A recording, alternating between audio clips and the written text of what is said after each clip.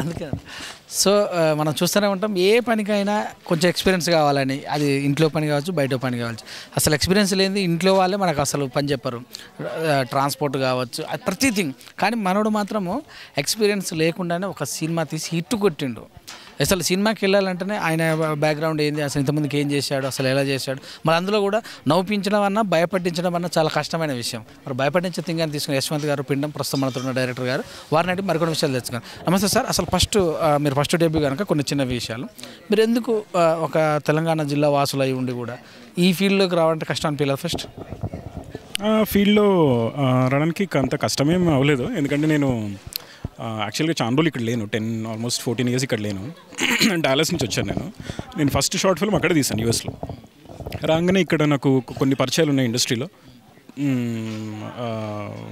మా ఈపీ గారు వచ్చారు, 15 years ఎక్స్పీరియన్స్డ్. ఆయన రాగానే సగం క్లారిటీ వచ్చేస్తుంది, ఎట్లా వర్క్ అవుతాయి, ఏం చేయాలి ఏంటి అని. మొత్తం ఆయన పీపుల్ని తీసుకురావడం అన్నీ చేయడం జరిగింది.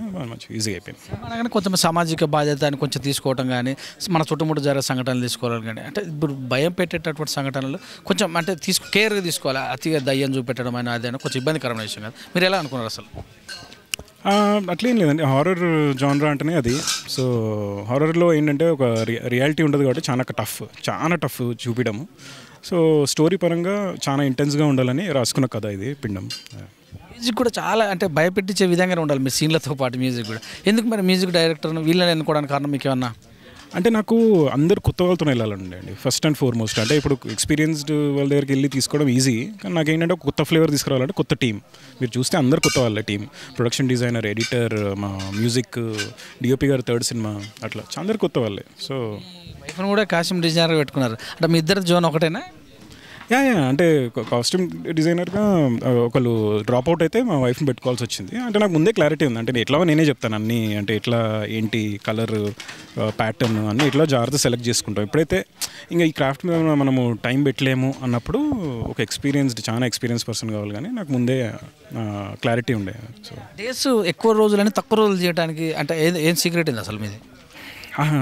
అది యాక్చువల్లీ ఈ సినిమా 36 daysలో చెప్పామంటేనే ఇండస్ట్రీ అంతా షాక్ అవుతున్నారు. చాలామందికి తెలియదు, ఇప్పుడు రివీల్ చేయలేదు. కానీ సాలిడ్ ప్రీ ప్రొడక్షన్ వర్క్ అండి, సాలిడ్ ప్రీ ప్రొడక్షన్ వర్క్. మీరు చూస్తే ప్రతి సీన్ని, ప్రతి షాట్ స్టోరీ బోర్డింగ్ ఆల్రెడీ వేసుకున్నాను. ఆఫీస్లో అన్ని ఫైల్స్ కూడా అలానే ఉన్నాయి. ఇంకా అంత క్లారిటీతో ముందే చేసుకున్నాం కాబట్టి ఈజీగా అయిపోయింది వర్క్ అంతా. సక్సెస్ వచ్చినందుకు మరి కొత్త సినిమా కూడా తీస్తాను నెక్స్ట్. సో ఏం చెప్తా ప్రేక్షకులకు? ఏం చెప్తా? ఈ సినిమా ఇలాగే చూడడం కంటిన్యూ చేస్తారని ఆశిస్తూ, అలాగే నెక్స్ట్ సినిమా కూడా రాబోతుంది నాది. Political drama is going to be very intense, very powerful political drama. ఖచ్చితంగా ఎంజాయ్ చేస్తారు. అది ఒక కమర్షియల్ సినిమా. ఈ సినిమా ద్వారా మీరేం నేర్చుకున్నారు? ఈ సినిమా చాలా నేర్చుకున్నాను. అంటే ఇండస్ట్రీ, ఒక సినిమా బయటికి రావాలంటే ఎన్ని యుద్ధాలు చేయాలో అది నేర్చుకున్నాను.